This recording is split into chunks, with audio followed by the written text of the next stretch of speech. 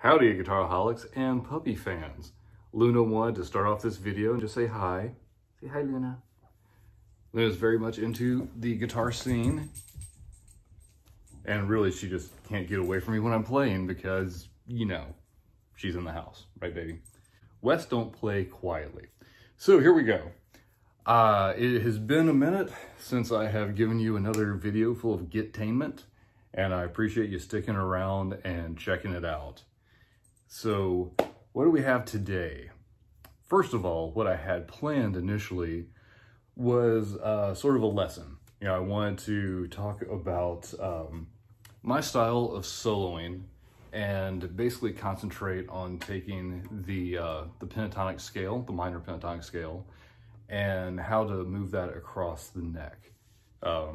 So we will get into that hopefully next time. However, that has not happened yet because of two reasons. Firstly, I've been crazy busy at work. Work has been kind of insane for the last year, but in particular, these last few months, things have really kicked up with COVID. So that's been keeping me pretty busy, and got a stress fracture, and I've been in a boot for a few weeks. I have not been able to access the office beat lab and get to all of my goodies. That doesn't mean that I haven't been jamming though. So I'm upstairs in my upstairs living room, and quite often I'm up here working, and I will keep a guitar very close by for some stress relief. And it sort of dawned on me that there are probably quite a few people in this very similar situation right now. Those of us who are working at home or just don't need a huge amp to go out and gig. You know, there's a lot to be said for having a very good, high quality small amp, couch amp, bedroom amp, whatever. And I actually have had a conversation with new subscriber and new buddy, Stingray. Thank you very much for giving me the idea for doing this. He had some questions about some practice amps, and I thought, you know what? This is something I can actually speak to.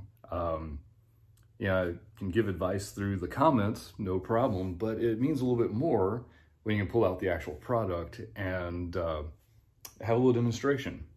So I have 3 amps that I'd like to talk about, but I can only show you 2 of them because of the boot. I can't get to the 3rd one. So spoiler alert, that's a Peavey Vypyr, and I'll probably do a whole video just on that amp because it is very complicated.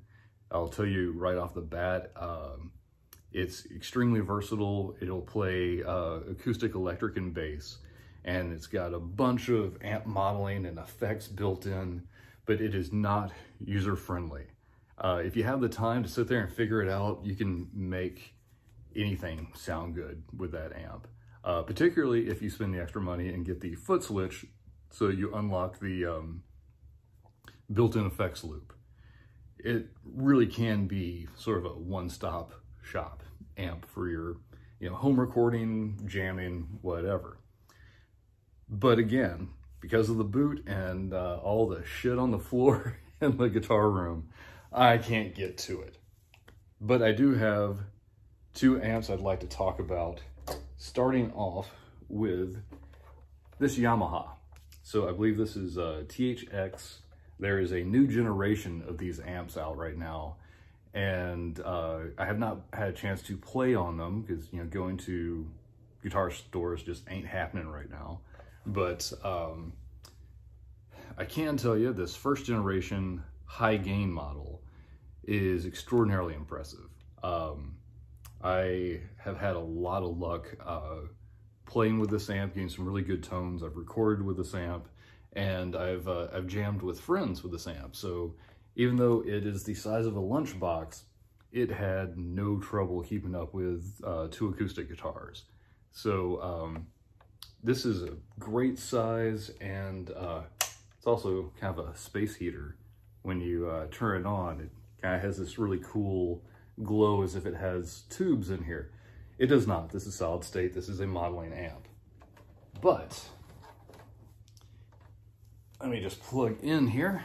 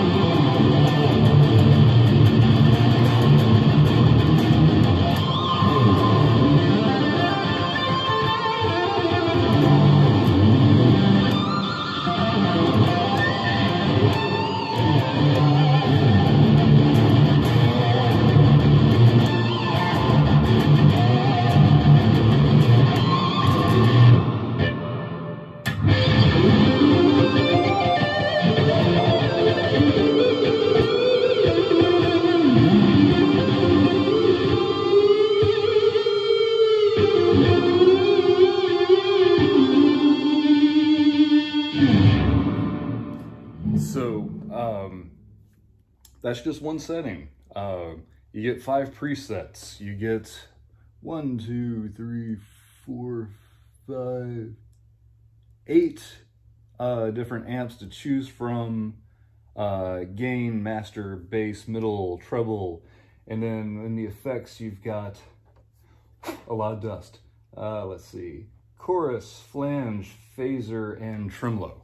So that's a lot to play with in this little amp, and you know, you get some really good clean tones out of it too.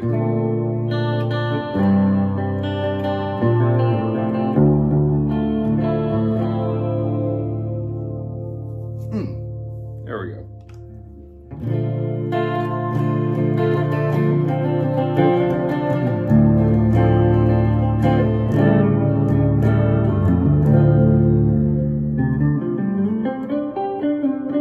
You can do quite a bit with this amp. Just kind of showing you some of my presets.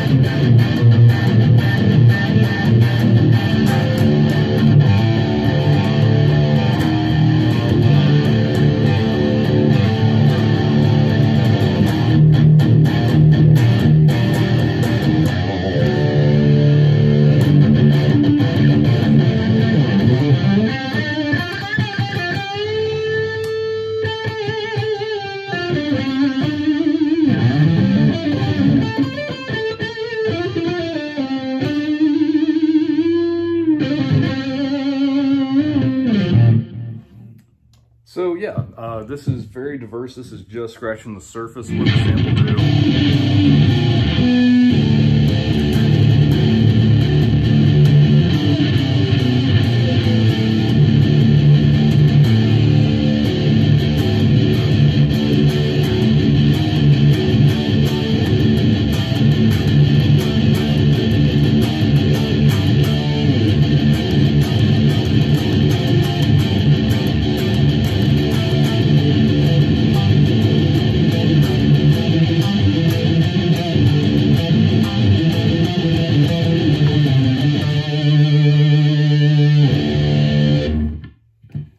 Just for shits and grins, make sure the master's all the way up.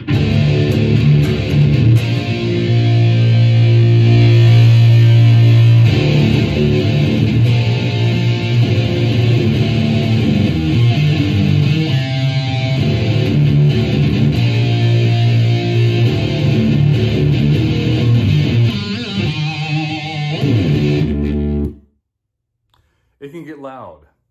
There you go.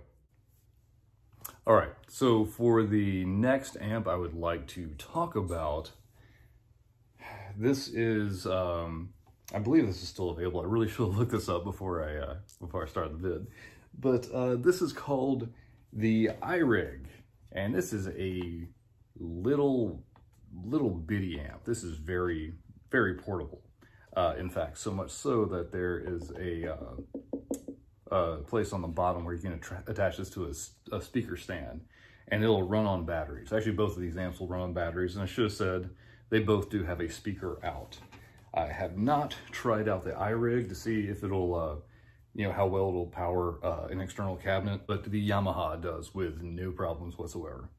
So with the iRig, let's just kind of do a basic look at this little amp.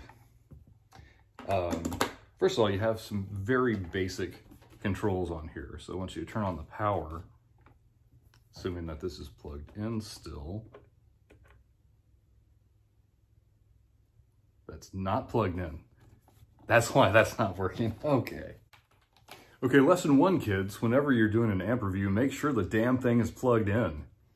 Okay, so pretty simple controls on here. There's a just main power switch.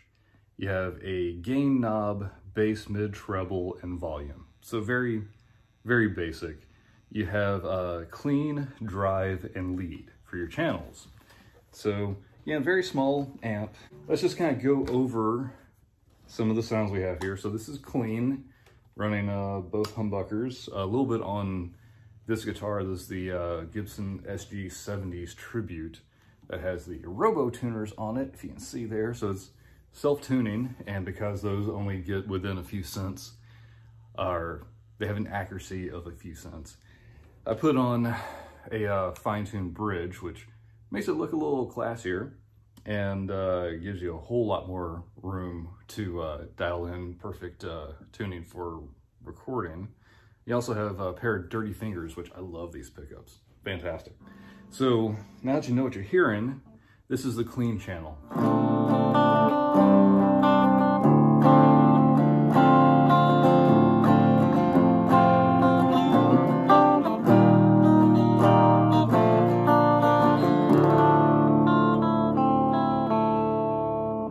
Boy, doesn't that sound good. And let's go ahead and add a little drive.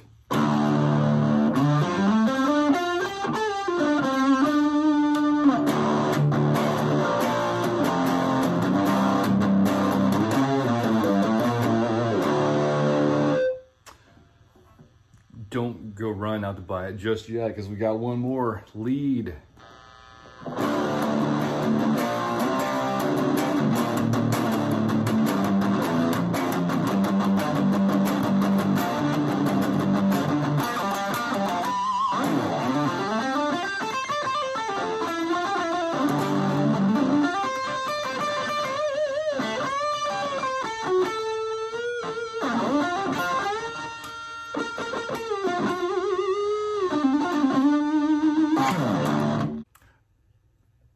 That sounds terrible, right? Why am I even talking about this amp? That is garbage. Except that it's called the iRig, which means that, of course, you pull up your phone or your tablet or whatever smart device you have, and you have, let's see, how many? I have tons of amp apps that I had before this amp had even been created. Is, you know, I like to, well, actually back in the day, I had to play through headphones. So, you know, I've got pocket guitar, Amplitube, amp kit, pocket amp, iShred, jam up, you know. Yeah, you got a little bit of everything. Every one of these amp apps works with our little iRig here.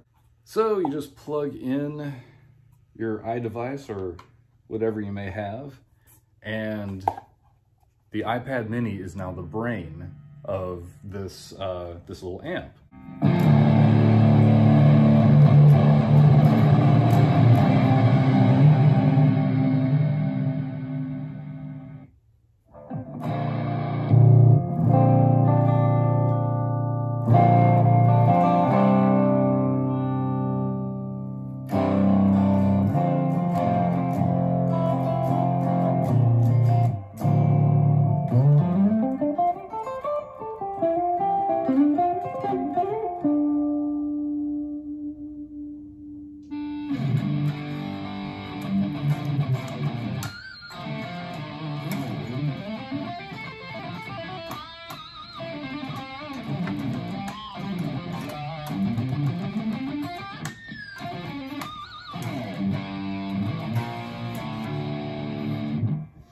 So what do we have?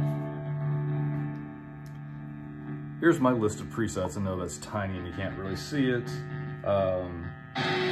Here's one called All the Rage I've been having a lot of fun with.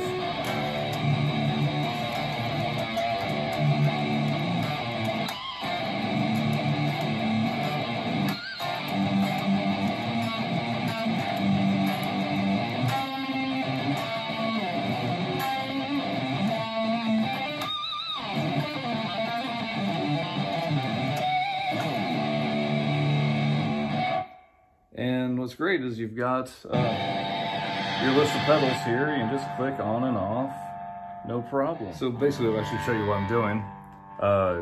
You can actually click into the amp and change all of your presets.